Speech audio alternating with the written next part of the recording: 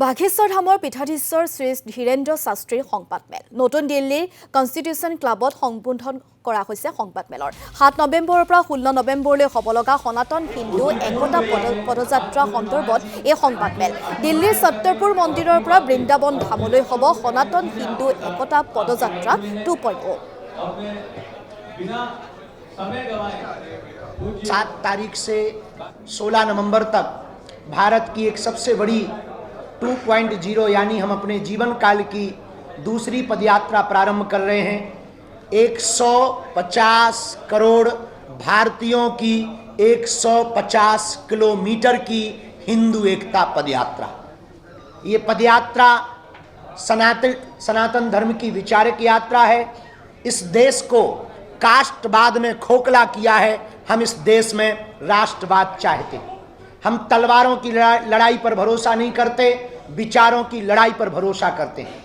इस देश में सनातनीय परंपरा के मानने वाले जितने लोग हैं, हम उनकी लड़ाई लेकर के, हम उनके विचारों को लेकर के गांव-गांव, गली-गली, नुक्कड़-नुक्कड़ जाएंगे, हिंदुओं को जगाएंगे, हिंदुओं को एक करेंगे, ताकि आने वाले समय में भारत की जो जनरेशन है, अल्फा बीटा या वर्तमान में जैन जी, वो कास्टवाद के चक्कर में ना पड़कर राष्ट्रवाद के चक्कर में पड़े और भारत हमारा विश्व गुरु बने। इसके लिए ये पदयात्रा है 150 किलोमीटर की है। कल प्रातःकाल 7 बजे से कात्यायनी माता मंदिर पर मंचीय कार्यक्रम प्रारंभ होगा। इसमें राष्ट्रगान और हनुमान चालीसा के साथ पदयात्रा प्रारंभ होगी। प्रतिदिन 7 शपथ ली जाएंगी। लगभग 40,000 पदयात्री का रजिस्ट्रेशन बागेश्वर धाम पर हो चुका, जो पूरे भारत वर्ष से आ रहे हैं, जगह जगह कोने कोने गली गली से आ रहे हैं।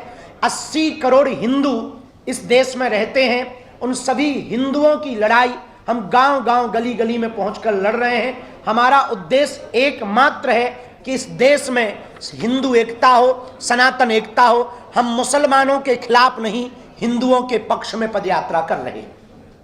इस पदयात्रा में हम आपको निवेदन करना चाहें कि कोई भी पदयात्री अस्त्र शस्त्र लेकर न आए।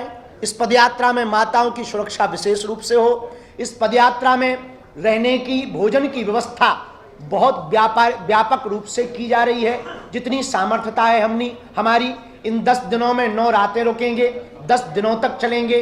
प्रातः काल हनुमान चालीसा राष्ट्रगान से प्रारंभ होगी। इसके बाद पदयात्रा बढ़ेगी। गांव के लोगों से हम मिलेंगे, उनसे हिंदू एकता के लिए संकल्प दिलवाएंगे। मंचों पर संकल्प दिलवाया जाएगा, रोड पर भी संकल्प दिलवाया जाएगा। इस देश के साधु संत महात्मा और अभिनय जगत के लोग और राजपीठ के लोग, सभी लोग इस पदयात्रा में आ रहे हैं। जो जो हिंदुत्व से प्रेम करते हैं, सनातन से प्रेम करते हैं, तिरंगा से प्रेम करते हैं, वो इस पदयात्रा में आ रहे हैं। कुछ लोग हैं जो तिरंगा में चांद देखना चाहते हैं, हम चांद पर तिरंगा देखना चाहते हैं।